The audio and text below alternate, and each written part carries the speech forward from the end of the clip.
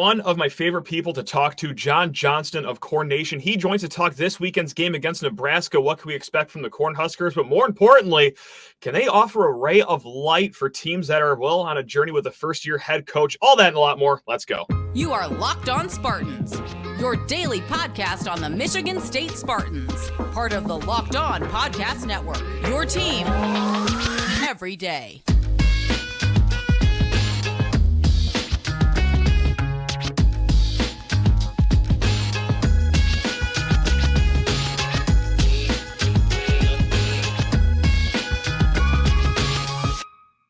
Today's episode of Locked On Spartans is brought to you by PrizePicks. Go to prizepicks.com/lockedoncollege and use code LOCKEDONCollege for a first deposit match up to $100. Spartan friends, Spartan family, Locked On Spartans listeners, how on earth are we all doing? And hey, well, thanks a lot for kicking off your day with us here at Locked On Spartans, your team in green and white 5 days a week. That's right. On today's show, we're looking ahead to Saturday's game. The last game at Spartan Stadium for the season, Spartans versus Huskers, but the conversation goes far beyond the X's and O's and what to expect from Nebraska. We talk hope, we talk optimism, and we talk, well, how to get through these next 4 games too as Spartan fans. And it's all with one of my favorite people to talk with, Johnston of Corn Nation. But before getting to that, hey, please rate, review, and subscribe to this here podcast or YouTube channel. And all right, let's get to the chat.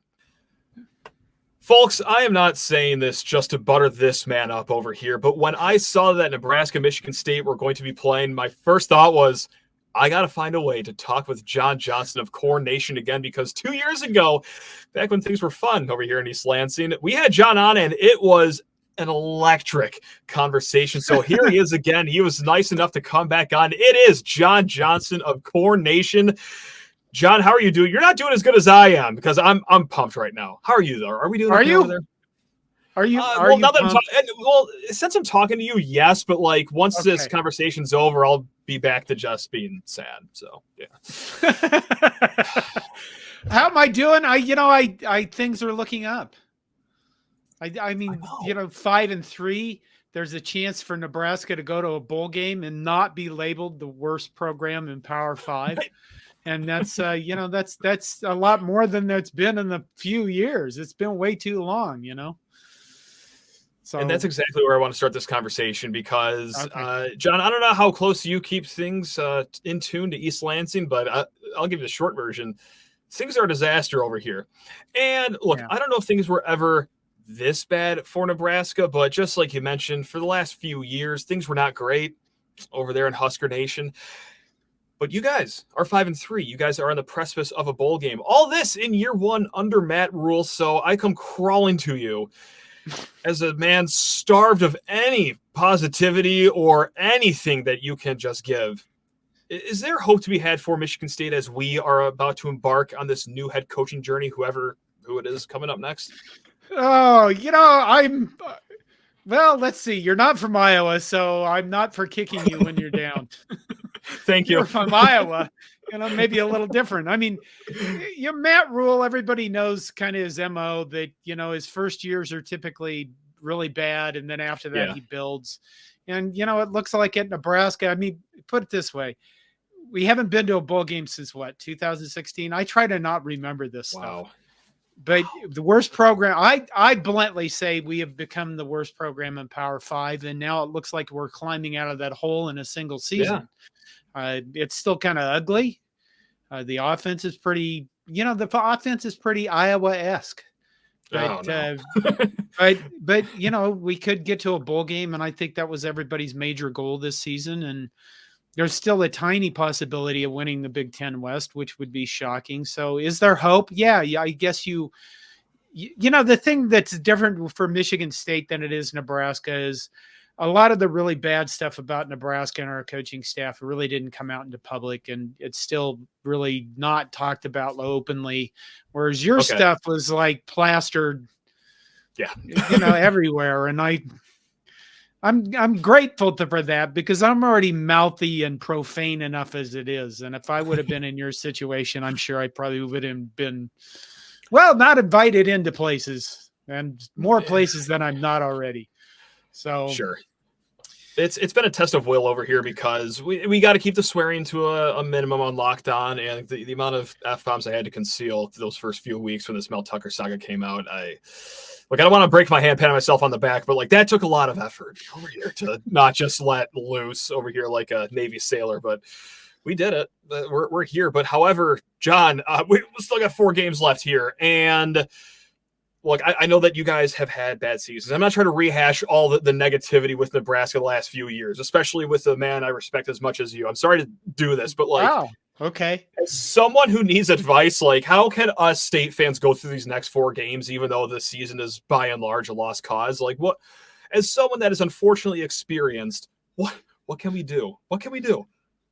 Well, you guys have basketball. We do. I mean, nobody in Nebraska is ever going to go, well, at least there's men's basketball season. You know what I mean? Yeah. Talk about another worst power program ever. Well, but you guys have that, and it's not far away. So I think the thing is you just look at, I don't know if you fill yourself up with fantasies. I've seen a lot of stuff online about Urban Meyer. Oh, yeah. Everybody goes through the Urban Meyer stuff, even though there's no real indication that Urban Meyer is ever going to coach again. There's people. The problem is there's people who can take their fandom and they can take it off like a shirt and put it over there and put it in the bottom of the drawer and forget about it for a while. And then there's other people who can't remove their fandom. It's like removing an arm. And, those are the people you need to focus on for staying healthy, mentally healthy, which isn't a joke for those of us that are like this. It's probably some kind of bizarre mental illness, but everybody has something they're passionate about, and you really have to just kind of forget the people that are going to be there to beat you up every way along the way, because Nebraska's fan base does a great job of being nice to everybody else, but the Nebraska on Nebraska it's really heavy, man. I mean, we do crime Nebraska on Nebraska better than anybody else does their fan base, I think. And it's really, I think the biggest key is ignoring the people that are just there to be, well, there's the profanity. Sure. Pick your word. Yeah. You know what I mean? Pick whatever word you want to fill in there. That's what they're there to be. So just don't focus on them and focus on moving forward. And, I like that. I guess put it this, Nebraska, I do history videos also. Okay. I did a bunch way back to 1890 about the history of college football and how it started. And Nebraska has been good through its entire span, except for the World War II years. Okay. That's in about 10 years after World War II, where we couldn't get anything done until 1962 when Bob Devaney there. And then these past few years, people could say 20 years, but we had some decent years under Bo Pelini and stuff. We've been in a couple championship games, haven't won them since 2001 or something. It's been a while. See, forget that stuff. Yeah. But I would say you old people like me, I mean, I was at school in the 80s when we were excellent. 90s came along and we had that. I don't know where I'm going with this. I guess I honestly just want to say, better days happen. Better days are going to be there. You probably look at what's going on with Michigan State and you think, can it get any worse than this? Realistically, probably not. I mean, you guys have already gone through a really, I don't want to beat Sparty up. That doesn't seem fair. It's fine. Just go for it if you have to. It's all deserved. I mean, what can you say that's not inaccurate? I guess I'll stop you if you say something really outlandish, but like we just blew an 18-point lead to Rutgers 2 weeks ago. This is the rock bottom. We had to apologize for Hitler in the middle of a 49-0 beatdown against Michigan. Now, whether that game's going to count in the future, hey, who's to say? But still, the Hitler apology happened. There was that. That old thing. Whomst amongst us hasn't, cheered for a program where that has to happen? This is rock bottom. This is not good. So we're for the most part aware of it. Yeah.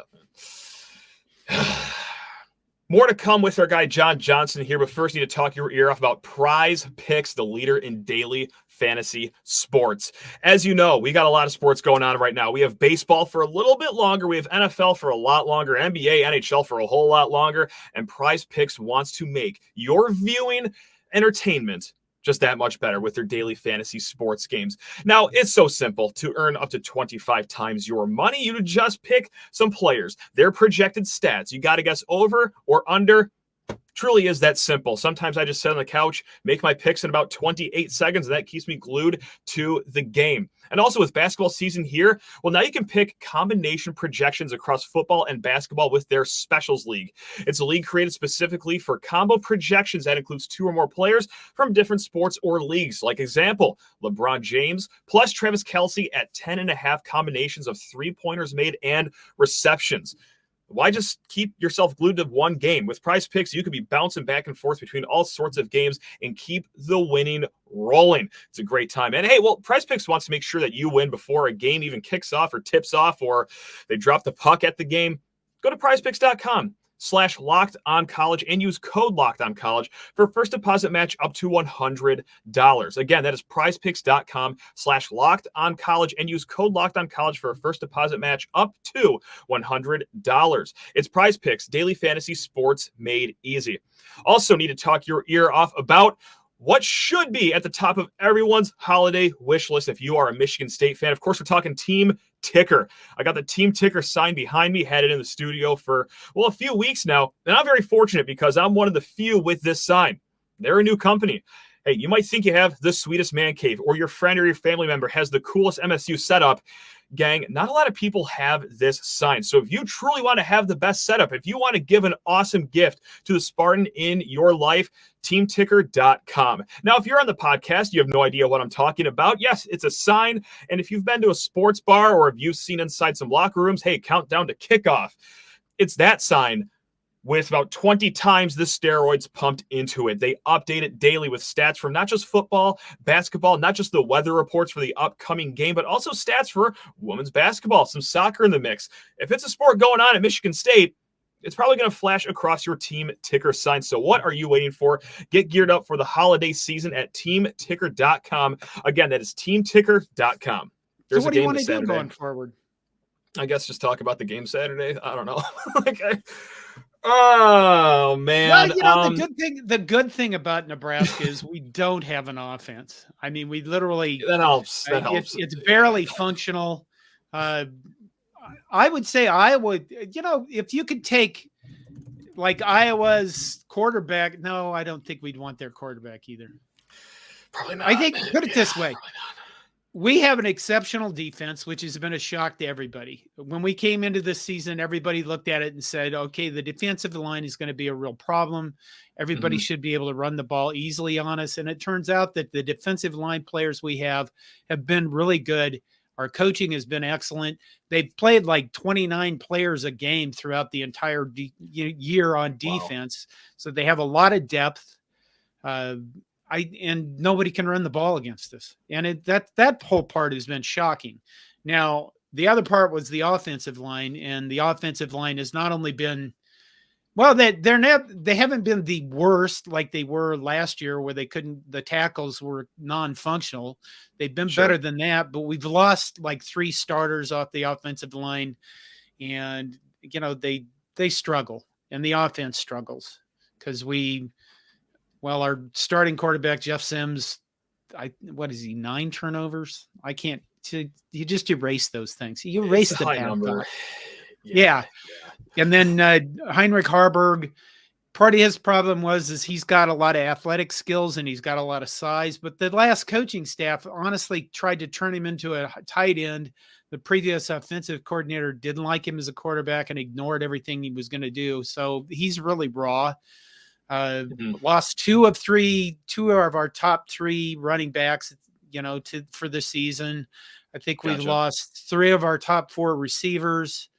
I mean, the offensive side of the ball they weren't good to begin with, but they've turned into a mash unit, and somehow we still scored 31 points against Purdue, which is pretty astonishing.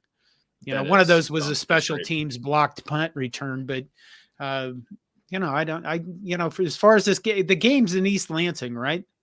It is. And it's our last game at Spartan Stadium because our final home game, quote unquote, is at Ford Field against Penn State. So, which is another World War III that we're having amongst our own fan base, but that's for a different conversation. Yeah. So yes, it is in East Lansing. Yeah.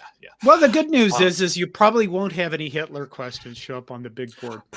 We might switch it over to like Mussolini or Gaddafi. Yeah. We'll see who the dictator of the day is going to be. Yeah, just light stuff like that. So we'll stay tuned to see what that's going to be about. 86 minutes before kickoff on a YouTube video. No one streamed, but whatever.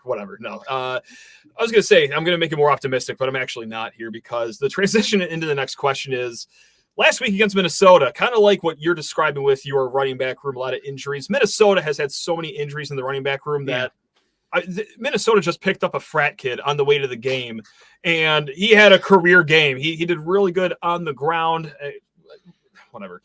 My question is, I guess, what skill position player? I get that the offense isn't like, fireworks, but is there a skill position player on your offense that we need to make sure that we shut the valve off to on Saturday? Emmett Johnson. Okay. He is now the starting running back. He's young. He was, I think, 3rd or 4th on the depth chart when the season began, but I think a lot of that was because he really hadn't had a chance to show what he could do. Anthony Grant was a starter most of last season or all of last season, and he started a lot of games this year, and he's very good, but he fumbles, and the thing is everybody wants to get rid of the turnovers, of which we have many. So he's moved down to 2nd, but he's still a very good running back. But Emmett Johnson, I think he's young. Like I said, I think that he has an explosive, he's going to be fast. So if he can hit a hole, he can go a ways. And I think if I had to pick one guy, that's it. Thomas Fidone has all the skills as a tight end, but our passing game is, Sure. And then there's, there could be Jaden Doss, who is a fat. The thing about Nebraska is we have 2 young wide receivers that are very, very, they were sought after as recruits. Malachi Coleman and Jaden Doss. They're both very fast. They're very, very athletic. If we can do play action and Heinrich Harburg or somebody can just throw the ball way up in the air and let them run under it, then, that's one way we scored against Purdue with a big bang, But otherwise, we're missing, the guys we counted on to be experienced receivers are gone. So, yeah. It happens. All right, gang, just need to talk your ear off about FanDuel Sportsbook, America's #1 sportsbook. Just like we've been talking this whole week, Michigan State right now, 3-point home underdogs on FanDuel. The over-under, 34.5.